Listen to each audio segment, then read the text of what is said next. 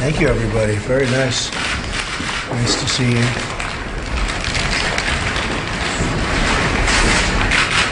Well, I want to thank Dina and Ivanka and everybody for working so hard to set this up. It's been so important to them, and I want to make it clear today that my administration will focus on ending the absolutely horrific practice of human trafficking, and I am prepared to bring the full force and weight of our government to the federal and at the federal level and the other highest levels, whatever we can do in order to solve this horrific problem. Getting worse, and it's happening in the United States, in addition to the rest of the world, but it's happening in the United States, which is terrible.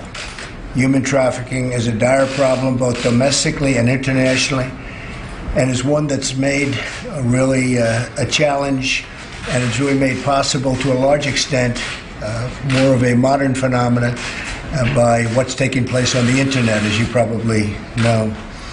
Solving the human trafficking epidemic, which is what it is a priority for my administration. We're going to help out a lot. Solve is a wonderful word, a beautiful word, but I can tell you we're going to help a lot.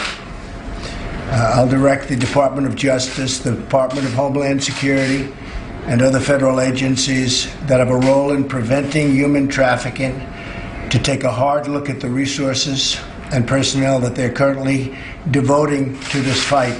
Now, they are devoting a lot, but we're going to be devoting more.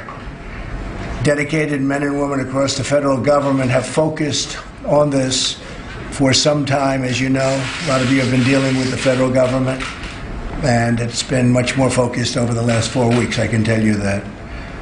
I cannot thank each of you enough, and the dedicated men and women who run my staff and your staffs, and getting everybody together was terrific. I was so glad I was able to be here.